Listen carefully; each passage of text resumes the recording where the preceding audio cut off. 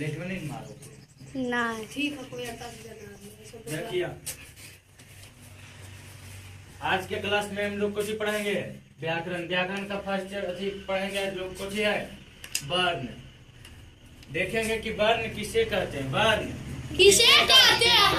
तो वर्ण उसे कहते हैं, उस मूलध्वनि को कहते हैं जिसको खंड या टुकड़ा नहीं किया जाता उसे हम लोग कुछ कहते हैं वर्ण कहते हैं। जैसे कि हम लोग देखेंगे का के टुकड़ा कर सकते हैं का, तो का में कौन सी है का प्लस आ, तो दोनों के अगर खंड टुकड़ा हो गए खंड मतलब जैसे तो आ में कुछ और इसमें आता है नहीं तो उसी को हम लोग कुछ कहते हैं वर्ण कहते हैं। तो वर्ण किसे कहते हैं? तो वर्ण उस मूलध्वनि को कहते हैं जिसको खंड या टुकड़ा नहीं किया जाता है, उसे हम लोग कुछ कहते हैं वर्ण कहते हैं।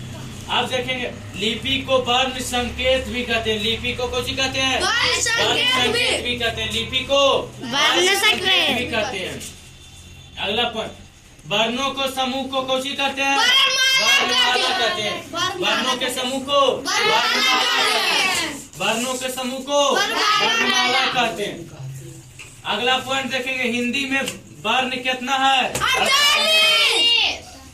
हिंदी में वर्ण कितना है? आप देखेंगे वर्णों को कई भाग में? तो दो भाग में बांटा गया है। दो भाग में। पहला है स्वर्ण वर्ण, पहला कुछ है, दूसरा व्यंजन वर्ण। आप देखेंगे नेक्स्ट पॉइंट स्वर्ण वर्ण किसे कहते हैं? तो स्वर्ण वर्ण उसे कहते हैं जिसकी सहायता किसी के सहायता नहीं लेता है, किसी का सहायता नहीं लेता, इसे हम कुछ कहते हैं स्वर्ण वर्ण कहते हैं। अब देखेंगे अगला पॉइंट, देखो जिसका उच्चारण में किसी वर्ण की सहायता के बिना होता है, के बिना मतलब सहायता नहीं लिया जाता, उसे हम कुछ कहते हैं स्वर्ण वर्ण कहते हैं। अगला पॉइंट है स्वर्ण वर्ण के दो भाग में बांटा गया। स्वर्ण वर्ण के दो भाग में बांटा गया। स्वर्ण वर्ण के कई भाग में? दो भाग में। तो पहला देखेंगे मूल स्वर, दूसरा संयुक्त स्वर। पहला है कौन सी? मूल स्वर और दूसरा संयुक्त स्वर। अब देखेंगे कि मूल स्वर किसे कहते हैं? तो मूल स्वर किसे कहते हैं? आ आकारा हसाई दुर्गाई हसाऊ दुर्गा ए आओ आओ को हम लोग कौन कहते हैं? तो मूल स्वर कहते हैं। कौन कहते हैं? मूल स्वर कहते हैं। अब अगला पॉइंट कौन है? संयुक्त स्वर। कौन अगला पॉइंट है? संयुक्त स्वर। ए प्लस ए कोष्टक आ प्लस ए कौन होगा? आए। और आओ आ प्लस ओ कौन मिल के होगा? आओ। अब देखेंगे मूल स्वर दो भाग में बांटा गया। मूल स्वर क्या भाग में? पहला हर्ष मूल स्वर, हर्ष मूल स्वर, दूसरा दीर्घ मूल स्वर, दूसरा दीर्घ मूल स्वर। आप देखेंगे हर्ष मूल स्वर किसे कहते? हर्ष मूल स्वर किसे कहते हैं? तो आ आकारा हर्षाई री के उच्चारण में कम समय लगता है। बोलेंगे आ को बोलेंगे आकारा, दोनों में देखो आ आकारा, तो ज्यादा आ बोलेंगे तो मुँह कम पड़ता है। आकारा आकारा आ देखे अपने बोलेगा आ आकारा फटता है, मुँह ज्यादा होता है।